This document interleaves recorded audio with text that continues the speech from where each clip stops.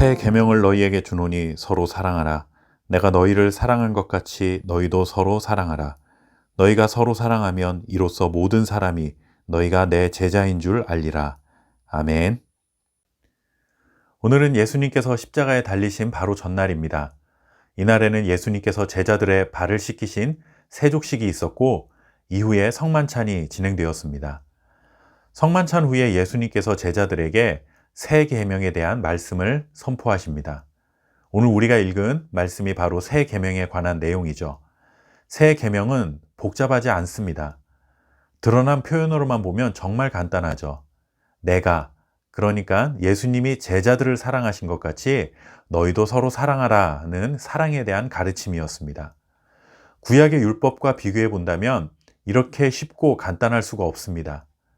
구약의 율법은 솔직히 정말 복잡하죠. 한 예로 레위기에 나오는 제사법들을 보면 유교에서 예를 갖추어 드리는 복잡한 제사와 견줄만큼 정말 복잡합니다. 그리고 그것이 도대체 어떤 의미를 갖는지 이해하는 것도 쉽지가 않습니다. 그런데 예수님이 잡히시기 전날 밤 마지막으로 가르치신 새 계명은 복잡하게 생각할 것이 전혀 없었습니다. 그러면 구약의 율법과 예수님이 선포하신 율법은 서로 다른 것일까요? 구약의 율법이 지켜야 할 조항이 매우 복잡한 것은 맞는 말이지만 사실 율법의 근본 정신은 사랑이라고 할 수 있습니다. 율법에 대한 순종은 하나님을 사랑하는 우리의 마음을 증명하는 것이죠. 또한 율법을 지키면 이웃들을 사랑하는 삶으로 이어지게 되어 있습니다. 그러니 구약의 율법도 결국 사랑에 관한 가르침이었습니다.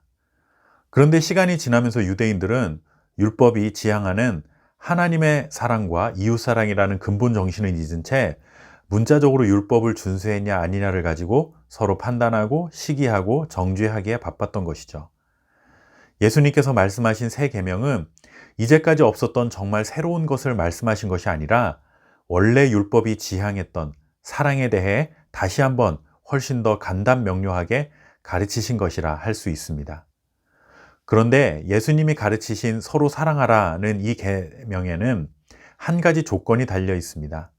서로 사랑해야 하는데 어떻게 사랑해야 하느냐, 이것을 말씀하신 것이죠. 그것이 무엇입니까? 예수님이 제자들을 사랑하신 것 같이 서로 사랑해야 한다라는 것입니다.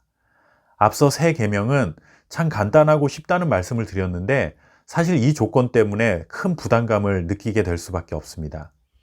어떻게 예수님이 사랑하신 것 같이 내가 사랑할 수 있을까라는 고민이 생겨나는 것이죠. 그렇다면 예수님처럼 사랑을 하는 것이 무엇일까요? 이 가르침이 오늘 세족식이라는 이 사건 이후에 말씀하신 것입니다. 그러니 세족식과 연결해서 본다면 예수님의 사랑은 낮아짐이라고 할 수 있습니다. 예수님은 스승이었고 제자들은 말 그대로 예수님의 제자였습니다. 제자가 스승의 발을 씻기는 것은 매우 자연스러운 일입니다. 특별히 제자가 낮아져야 할 이유도 없고 스승의 발을 씻기는 제자를 보고 낮아졌다라고 말하는 사람도 없습니다. 그런데 예수님이 행하신 세족식은 이 모든 상식과 보편적 사회 질서를 뒤엎으신 것입니다.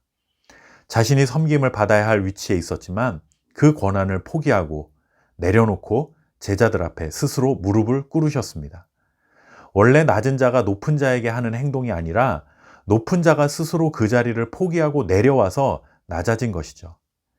예수님이 말씀하신 사랑은 바로 이러한 낮아짐입니다.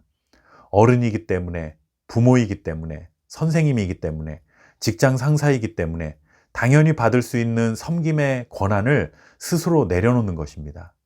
충분히 섬김을 받아도 될 위치에 있지만 상대방을 사랑하기 때문에 자신의 권위와 권한을 내려놓는 것입니다.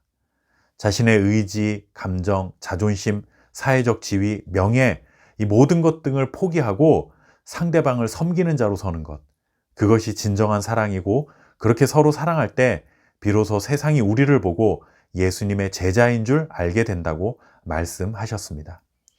제자 훈련을 마치면 세상이 우리를 제자로 인정하는 것이 아닙니다. 교회에서 직분을 받는다고 세상이 우리를 제자로 인정하는 것도 아닙니다.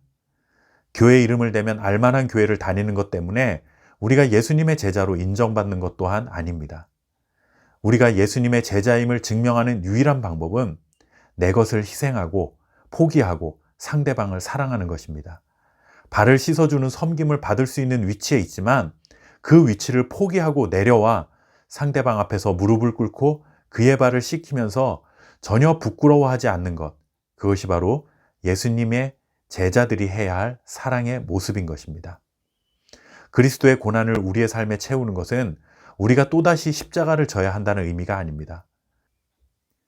예수님이 우리를 사랑하시기 때문에 낮고 낮은 자리에 내려오신 것, 하나님의 아들로서 지니신 모든 권한을 포기하시고 인간의 몸으로 이 땅에 태어나신 것, 그리고 기꺼이 십자가를 지시기까지 사랑을 몸소 실천하신 것, 바로 이 사랑으로 또 다른 이웃들을 낮은 자리에서 섬기는 것이 바로 그리스도의 남은 고난을 채울 수 있는 유일한 방법입니다. 고난주간을 보내면서 금식하며 기도하거나 최근 들어 교회들이 하고 있는 미디어 금식에 동참하며 예수님을 깊이 묵상하는 것은 매우 유익한 일입니다. 그러나 그 묵상의 열매가 무엇이어야 할까요? 바로 우리를 사랑하신 예수님처럼 낮은 자리에서 사랑으로 섬기는 삶으로 열매를 맺어야 하는 것입니다. 우리가 그런 사랑을 베풀 때에 비로소 예수님의 제자라는 것을 세상이 알게 될 것입니다. 오늘도 사랑의 열매를 맺어 예수님의 제자로 살아가는 저와 여러분 될 수 있기를 소원합니다. 감사합니다.